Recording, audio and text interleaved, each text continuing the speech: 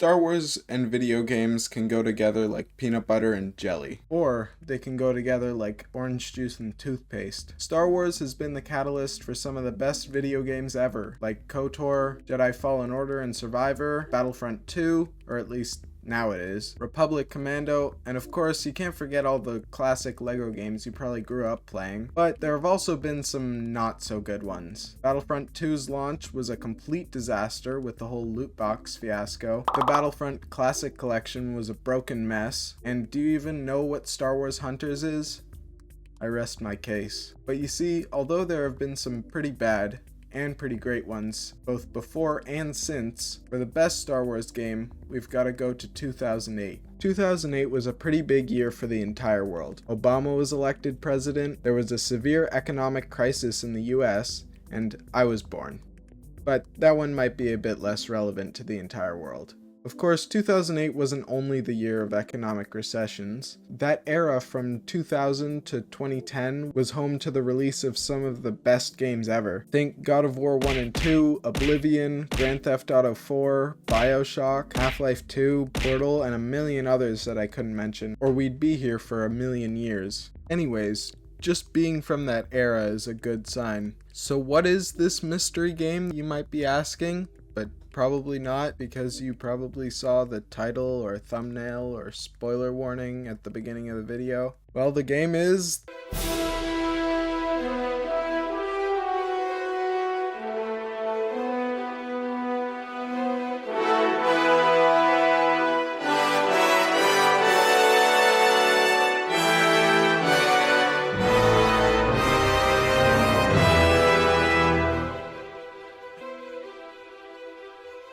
The developers of The Force Unleashed had a lot of different yet conflicting ideas about what The Force Unleashed was gonna be, like they talk about here. We didn't have a shortage of ideas, it was whittling down to the right idea, ranging from a Wookiee freedom fighter.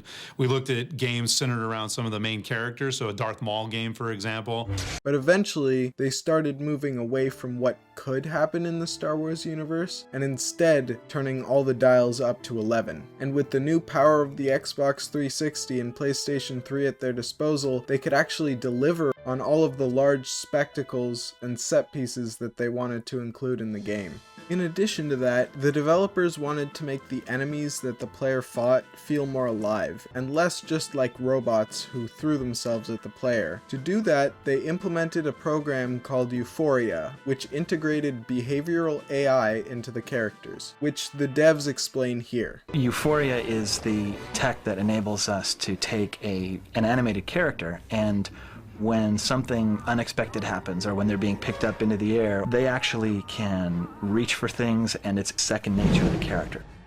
They have a sense of self-preservation, a sense of awareness, and what that does for the player is it ensures that no two reactions are ever the same. While Euphoria, or another program like it, seems like an obvious addition today, back in 2008 it was extremely uncommon.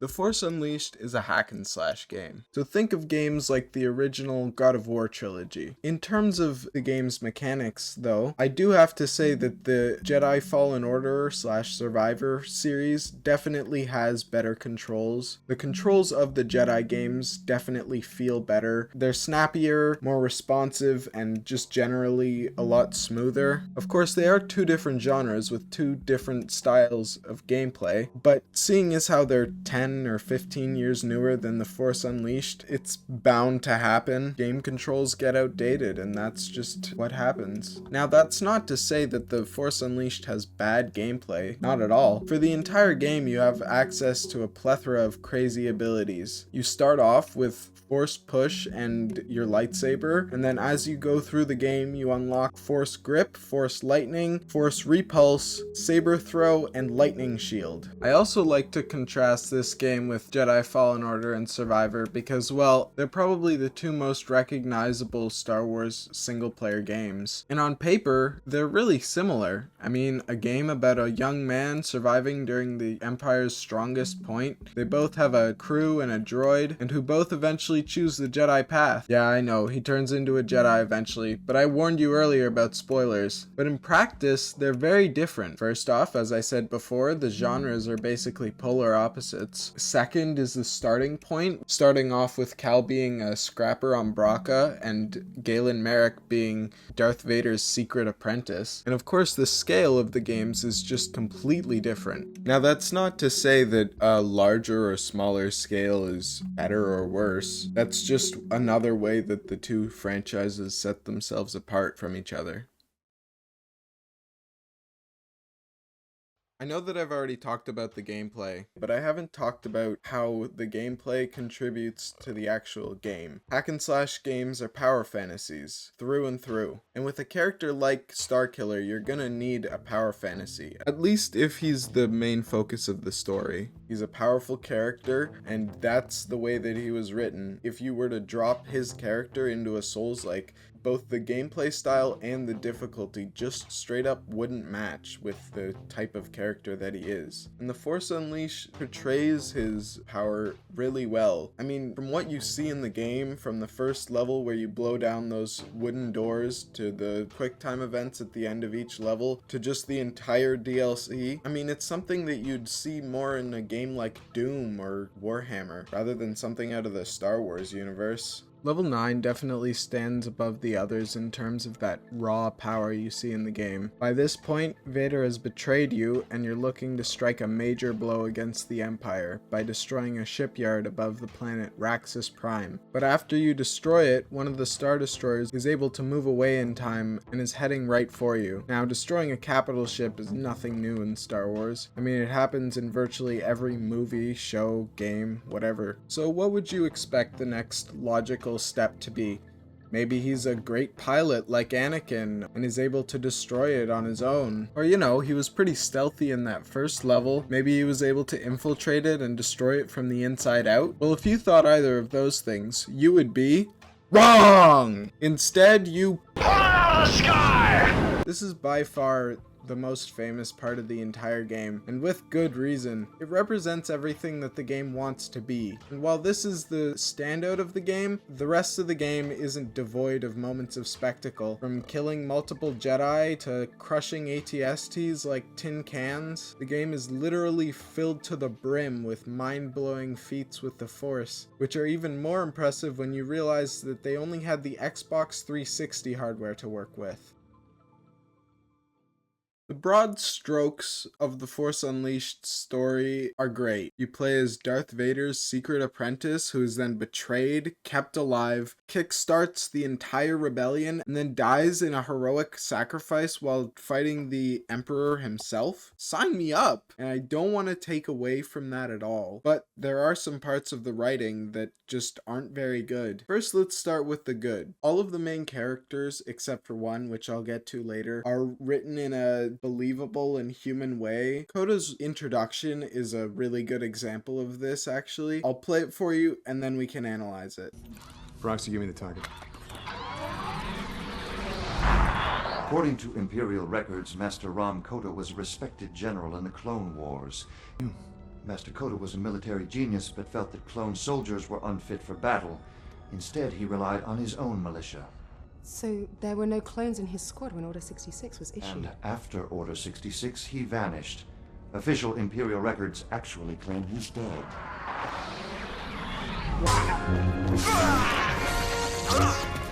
Lock down the command center and get that hologram projector up and running. Yes, sir. Tell all squads to fan out and funnel any opposition towards us. Explosive charges on levels 2, 5, and 12, just like we planned. Lower the containment field on Hangar 12 and tell the men to get into position. Yes, General.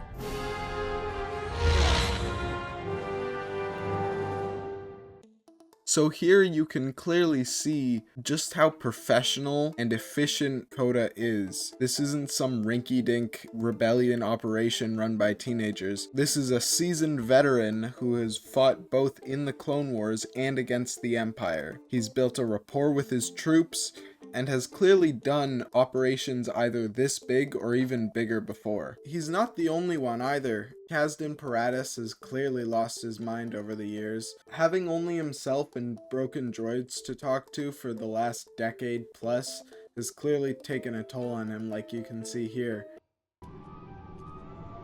Kazdan Paratus at last. Don't worry, Masters.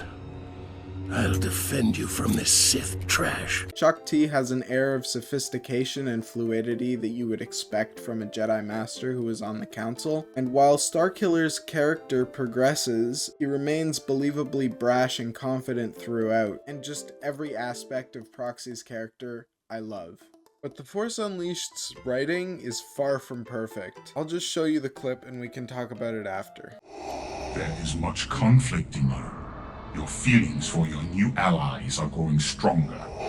Do not forget that you still serve me.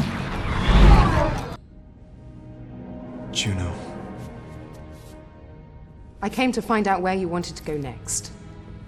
But it looks like you've already been told. Sometime soon, you will decide the fate of the rebellion, not your master. And when you're faced with that moment, just remember that I too was forced to leave behind everything I've ever known. Please, don't make me leave another life behind.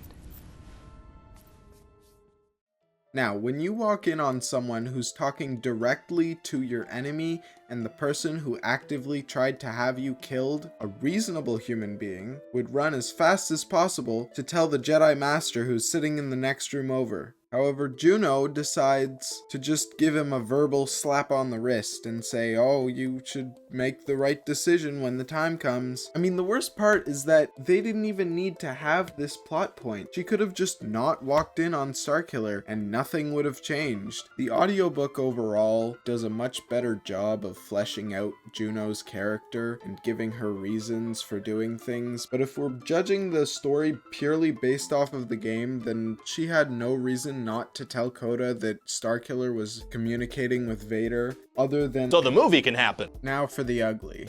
This part only consists of one cutscene, and it's just something that I find more funny than anything else, just because of how unnatural, stilted, and straight up nonsensical it is. Roll the clip. Your actions on Raxus Prime have left the Emperor most displeased. The Emperor's enemies are still scared. I am just now earning their trust. If I am ever discovered talking to you, if they even suspect my past, all that will be destroyed. Do not wait too long to contact me. This is not how conversations work. It feels like half of the lines of this cutscene were edited out for some reason. I mean, that's just not how conversations work. Usually, someone says something, the other person responds to that, and then that repeats. But here, they just ignore what the other person says and say unrelated things. I genuinely don't understand how this made it through quality control, and if anyone has any explanation, I'd love to hear it in the comments. But you know what's not bad at all? The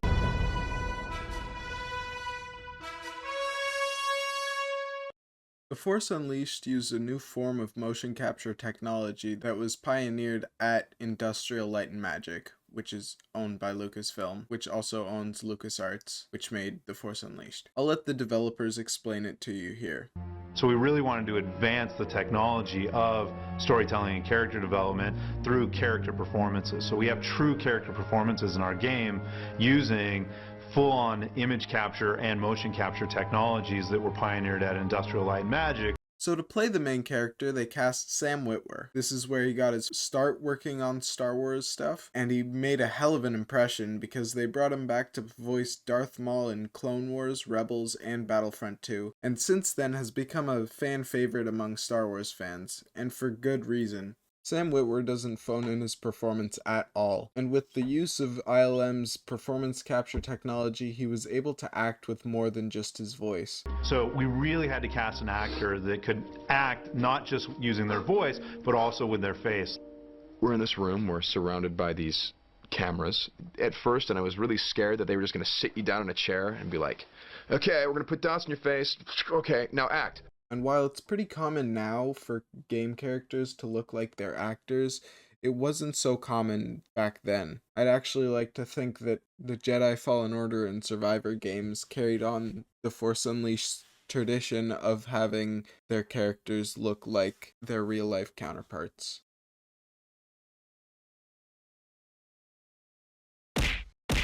Rom Koda is by far the most interesting character in the game to me. I mean, we've already covered the fact that he uses his own militia instead of clone troopers and is basically a tactical genius, but the fact that he was a soldier even before the Clone Wars and was fighting wars on his own planet against a tyrannical dictator, and then was eventually brought into the Order at the age of 18 by Mace Windu of all people. He is to be trained then? No, he will not be trained. He is too old.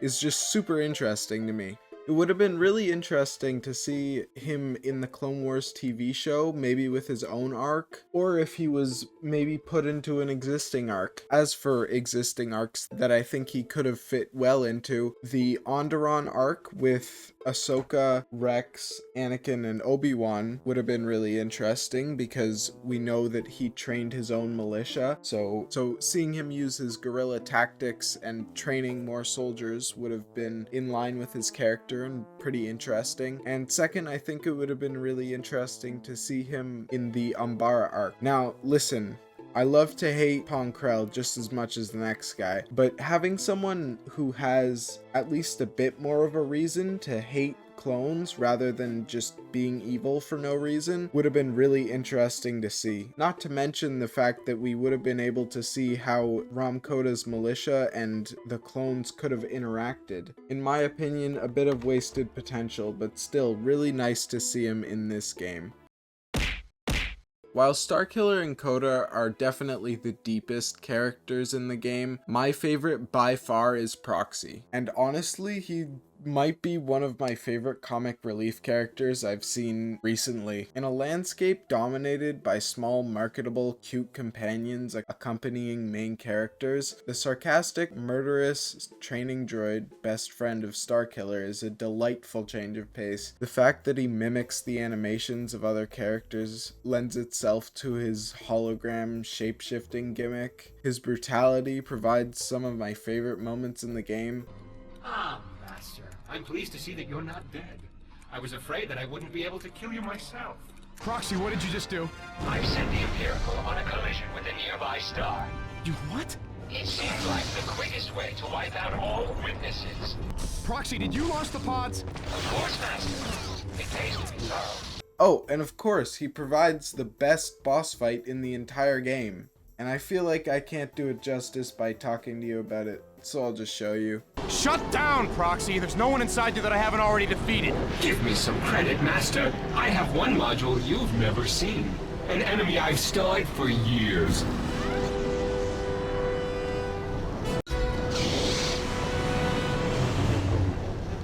That surprise addition of Darth Maul to the game is one of my favorite moments in the game. Since The Force Unleashed, we haven't really seen anything like Proxy outside of the game, with the closest thing being commando droids who can dress as clones and change their voices. We need to inspect the base just the same. There is no need. Everything is fine and fully operational. Relax. Just as I thought. Looks like one of those new commando droids. And also the introduction of shadow holograms, which are used by Cad Bane and the team to disguise themselves in an attempt to assassinate Chancellor Palpatine. Step back. This will get us into the inner circle. Step into the shadow hologram and you will receive your new identity. Oh, and of course you have the iconic Zam Wesell from Attack of the Clones, but she just turned from a regular young woman into a green old woman, so I'm not sure if that counts.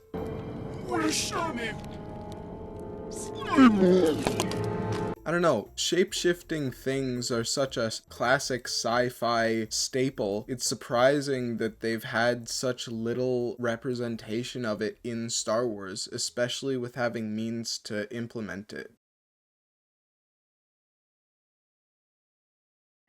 Since the close of LucasArts in 2014, Star Wars games have had it rough. While the Jedi games are definitely gems, Star Wars as a video game franchise has been kind of aimless. If Battlefront 2's launch hadn't been totally consumed by the loot box scandal, then maybe the multiplayer space would have been different. But overall, it's just generally disappointing to see the lack of Star Wars video game content in the last decade. Since its announcement in 2021, the developers of the KOTOR remake have been radio silent, other than the fact that it's still in development apparently. The fate of Eclipse is uncertain, and Outlaws definitely didn't do as well as everyone had hoped. I honestly don't know what the fate of Star Wars games will be, but I think that the best thing that we can do is have patience, because eventually things will get better. As for my closing thoughts, first off, I want to mention a couple things I couldn't find a place for in the rest of the video. The costume in this game are fire. I swear, not a single one of them is bad. I mean, the second Felucia level one isn't great, but still not bad. Number 2, I believe this is the first time in Star Wars that we see a black lightsaber. It's not the dark saber like we see in the Clone Wars, but this game allows you to customize your lightsaber, and black is one of the options. And this game's novelization is really good. I listened to the audiobook, but if you want to either read it or listen to the audiobook, it's great. I really enjoyed listening to it, and if you want more Star Wars The Force Unleashed, I would recommend you go listen to it or read it. Okay, I guess this is the end of the video. I'm glad that I was able to get this video out in a shorter period than it took me to get the last one out to you. I read all the comments on the last video. If there are any other games you want me to make a video on, leave a comment below. I'll see if it would be a good game, and maybe I'll make a video on it. Also, this game does have a sequel, so if you want to see a video on that in the future, let me know. If you have any criticism of the video, I'm always open to it. I ended up doing a huge rewrite on the summary section of my review because I felt like it took too long and just wasn't entertaining. And if you want to see a 3-hour long frame-by-frame analysis of this game, I'll link a video by Drake Katiri in the description below. So if you want more of The Force Unleashed, go watch that. I don't know what the future of Star Wars games will hold, and I wouldn't call this game revolutionary, but what it set out to do, it did very well. But if you do want revolutionary, be sure to check out my next video where I'll be covering Half-Life and Black Mesa and how they changed the entire genre of shooters and how fans were able to improve on perfection. And if you can't wait for more Joffrey's Cookhouse content, I suggest you check out my video on why Garden Warfare 2 is the best hero shooter ever. Other than that, have a good one. Bye.